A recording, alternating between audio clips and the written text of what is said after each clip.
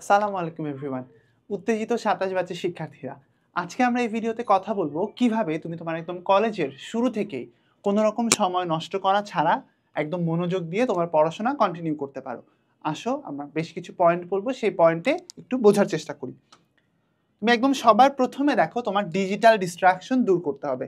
Digital distraction বলতে আমি বুঝিয়েছি তোমার মোবাইল, তোমার ল্যাপটপ এবং অন্যান্য সোশ্যাল মিডিয়াতে যত ধরনের অ্যাডিকশন আছে, অপ্রয়োজনীয় ব্যবহার, এইগুলো তোমাকে একটু কন্ট্রোলে রাখতে হবে। আমি তোমাকে ব্যবহার করতে নিষেধ করছি না, কিন্তু অবশ্যই কন্ট্রোলে রাখাটা জরুরি।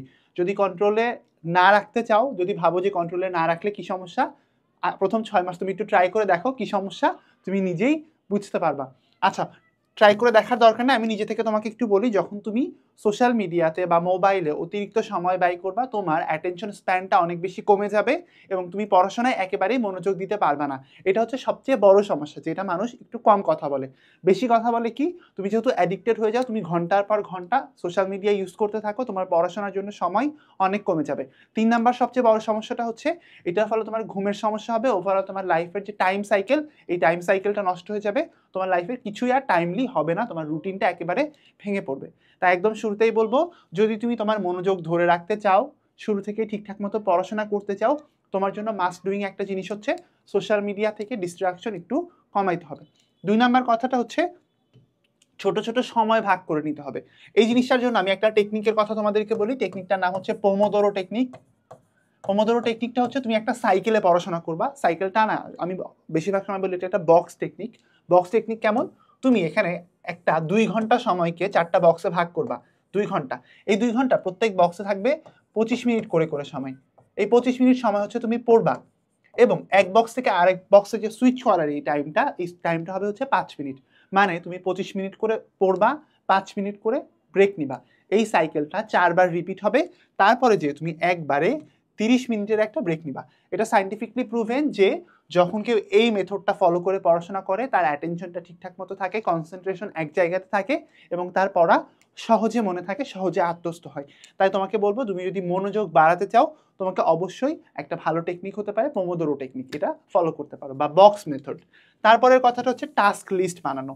টাস্ক লিস্টের ব্যাপারটা আমরা অনেকেই ভুলে যাই, ইভেন আমি নিজেও খুব যে রেগুলার করি এমন না, যখন প্রেশার থাকে তখন করি। টাস্ক লিস্টের ব্যাপারটা হচ্ছে, ধরো তোমার এই উইকে পরীক্ষা আছে ধরো তোমার বাংলা সাবজেক্টটার উপরে, এবং কালকে তোমার কোচিংয়ে একটা পরীক্ষা আছে। পরীক্ষাটা হচ্ছে ধরো ধরলাম মার্কেটিং এর উপরে, আচ্ছা মার্কেটিং না, ধরলাম যে হচ্ছে তোমার অ্যাকাউন্টিং এর উপরে ধরো পরীক্ষা আছে কালকে তোমার কোচিংয়ে,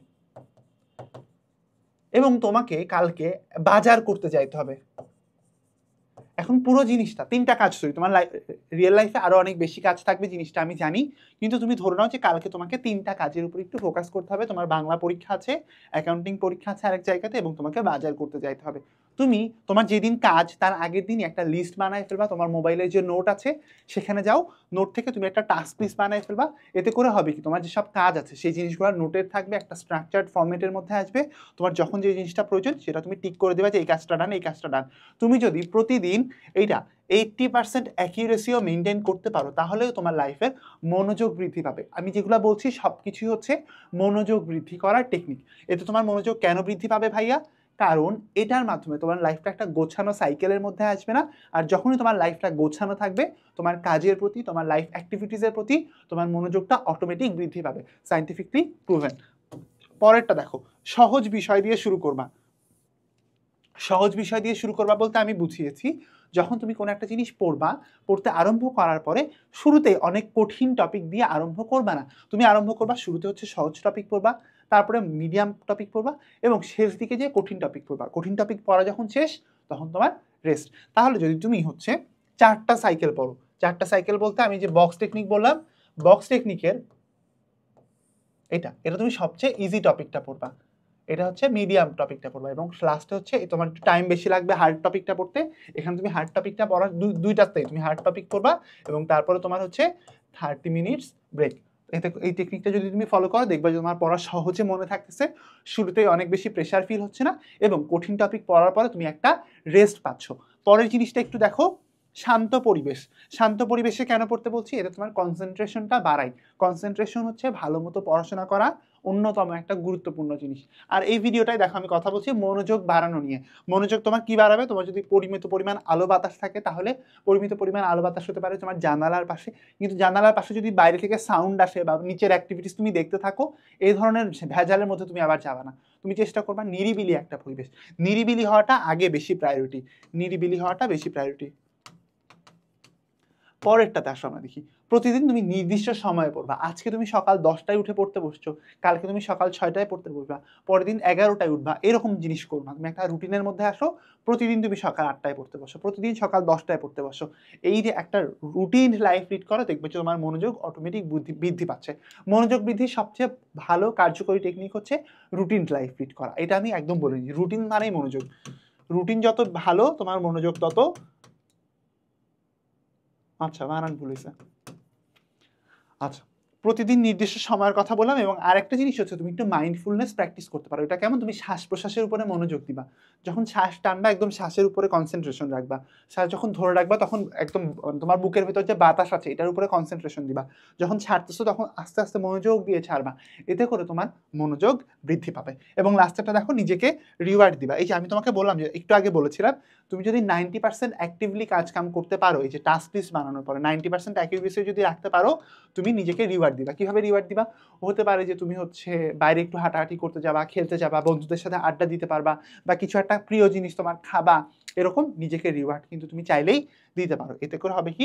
তোমার কাজের প্রতি মনোযোগ বাড়বে এবং তোমার কাজের প্রতি একটা নেশা লেগে যাবে যে এই কাজটা আমাকে এখন করতে হবে। কারণ এটা যদি আমি করি আমি এই রিওয়ার্ডটা পাবো। এই টেকনিকগুলো আমার কাছ থেকে তোমাদের জন্য সাজেশন ছিল। তুমি চাইলে এগুলা ফলো করো এবং নিজের মনোযোগকে বাড়িয়ে নাও। ভাই তুমি যদি চাও তোমার একদম শুরু থেকেই তোমার কলেজ লাইফের একদম শুরু থেকেই ঠিকঠাক মতো পড়াশোনা করতে, আমাদের সাথে প্রিপারেশন নিতে, তুমি চাইলেই কিন্তু এনরোল করতে পারো HSC 27 business studies academic two admission. এই কোর্সটা ভাই কি হচ্ছে? এই কোর্সটা তুমি একাডেমিক থেকে অ্যাডমিশন পর্যন্ত সব কোর্স তুমি একসাথেই পেয়ে যাচ্ছ। এখানে মাত্র 4250 টাকায় তুমি চাইলে আমাদের সাথে এনরোল করতে পারো। এখানে দেখো সবগুলো বিষয়ের উপরে দাগানো বই পাচ্ছ, ইবুক সাজেশন, অ্যাডমিশনের জন্য ক্লাস পাচ্ছ। সবচেয়ে ভালো ব্যাপার হচ্ছে এখানে টেস্ট পেপারও কিন্তু সলভ করানো হচ্ছে। একাডেমিকের জন্য দেখো থিওরি ক্লাস আছে, টপিক ওয়াইজ ক্লাস এবং ম্যাথগুলো যেগুলো থাকে সেগুলো সলভ করার জন্য ভাই আমরা ক্লাস দিচ্ছি। তো আর দেরি না করে আজই এনরোল করে ফেলো আমাদের কোর্সে। দেখা হবে ক্লাসে।